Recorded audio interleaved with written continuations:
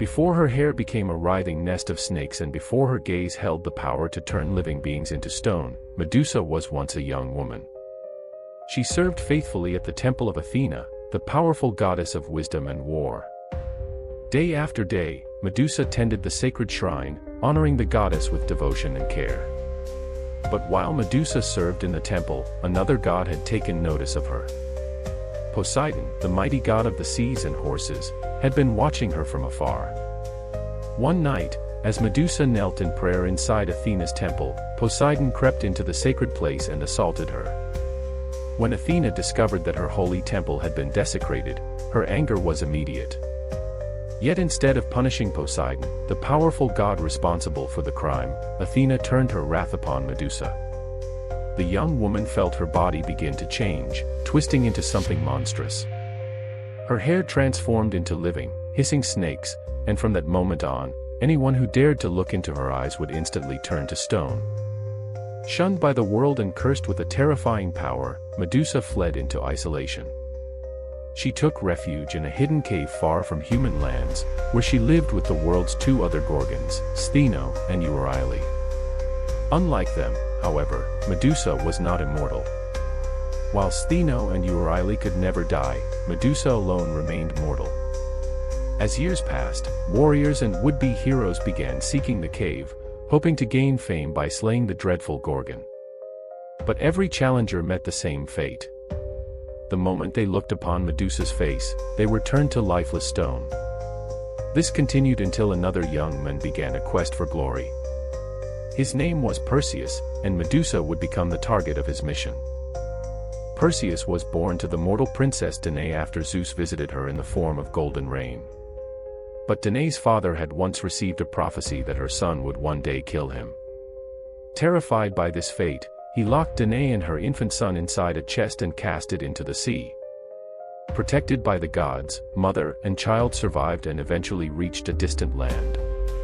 There they lived under the rule of King Polydex. However, Polydex soon began to desire Danae, and despite her attempts to refuse him, the king would not give up. As Perseus grew older, he became fiercely protective of his mother. To remove Perseus from his path, Polydex devised a plan.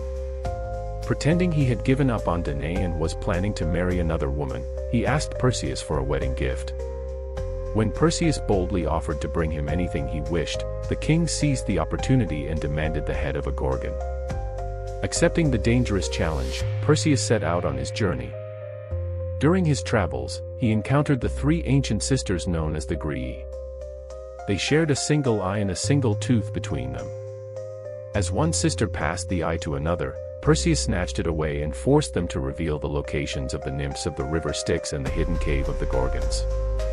With the help of the nymphs, Perseus obtained several powerful gifts: the winged sandals of Hermes, the cap of invisibility belonging to Hades, and a magical satchel to carry the Gorgon's head.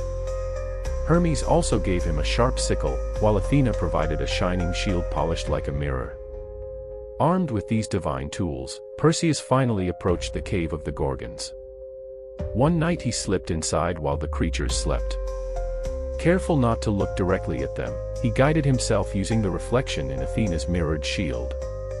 When he reached Medusa, who lay sleeping among her sisters, Perseus struck swiftly, cutting off her head with a single blow.